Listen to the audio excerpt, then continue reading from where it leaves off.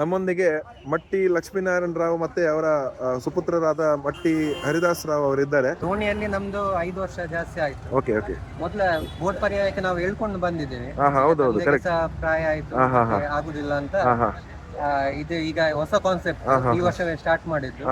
ಸ್ವಲ್ಪ ಗುಳ್ಳ ದೋಣಿಯಲ್ಲಿ ಇಟ್ಟು ನ್ಯಾನೋ ದೋಣಿ ಅಂದ್ರೆ ನಾವೀಗ ನಾವು ತಗೊಂಡು ಮತ್ತೆ ಮಡಿಕೆಗುಳ್ಳ ಎಲ್ಲ ಡಿಕ್ಕಿಯಲ್ಲಿ ಇದು ಮಾಡಿದ್ವಿ.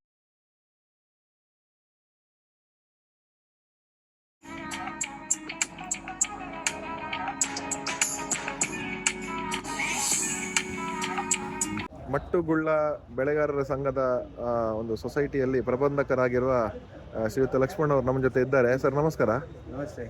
ಈಗ ವಾದಿರಾಜ ಸ್ವಾಮಿಯವರ ಮಟ್ಟುಗುಳ್ಳ ಮತ್ತೆ ಉಡುಪಿ ಪರ್ಯಾಯ ಒಂದು ಅವಿನಾಭಾವ ಸಂಬಂಧ ಇದೆ. ಇದು ಮಟ್ಟುಗುಳ್ಳ ಅಂತ ಹೇಳಿದ್ರೆ ಜಗತ್ ಪ್ರಸಿದ್ಧವಾದ ಒಂದು ತರಕಾರಿ. ಅದು ಕಾರಣ ಅಂತ ಹೇಳಿದ್ರೆ ಇದು ವಾದಿರಾಜ ಗುಳ್ಳ ಅಂತೇಳಿ ಇದಕ್ಕೊಂದು ಇದು ನಮ್ಮ ನಂಬಿಕೆ ಬಂದದ್ದು. ವಾದಿರಾಜ ಸ್ವಾಮಿಯ ಒಂದು ವರಪ್ರಸಾದ ಇದು ಮಟ್ಟುಗುಳ್ಳ. ಆದ್ದರಿಂದ ಅನಾದಿ ಕಾಲದಿಂದಲೂ ವಾದಿರಾಜ ಸ್ವಾಮಿಯ ಶ್ರೀಕೃಷ್ಣ ಮಠಕ್ಕೆ ಮತ್ತು ಮಟ್ಟುಗುಳ್ಳಕ್ಕೆ ಒಂದು ಸಂಬಂಧ ಇರೋದ್ರಿಂದ ನಮ್ಮ ಅನಾದಿ ಕಾಲದಿಂದಲೂ ಈ ಹೊರೆಕಾಣಿಕೆ ರೂಪದಲ್ಲಿ ಮಟ್ಟು ಗ್ರಾಮಸ್ಥರು, ಮಟ್ಟು ಬೆಳೆಗಾರರು ಶ್ರೀಕೃಷ್ಣನಿಗೆ ಅರ್ಪಿಸುವ ಸಂಪ್ರದಾಯ. ಅಲ್ಲದೆ 100-200 ಮಂದಿ ಸದಸ್ಯರು ಇದರಲ್ಲಿ ಭಾಗವಹಿಸಿದ್ದಾರೆ. ಈ ಹೊರೆಕಾಣಿಕೆ ರೂಪದಲ್ಲಿ ಸಾಂಪ್ರದಾಯಿಕವಾಗಿ ಬುಟ್ಟಿಯಲ್ಲಿ ಹಾಕೊಂಡು ಹೋಗುವುದು ಮುಂಚೆನೂ ಕೂಡ ಒಂದು ಸಂಪ್ರದಾಯ. ಅದನ್ನು ಹೊರೆಯ ರೂಪದಲ್ಲಿ ಕೊಂಡು ಹೋಗುವುದು, ನಮ್ಮ ಶ್ರೀಕೃಷ್ಣನಿಗೆ ಅರ್ಪಿಸುವುದು ನಮ್ಮ ಈ ರೈತರು ಮಾಡಿಕೊಂಡು ಸಂಪ್ರದಾಯ.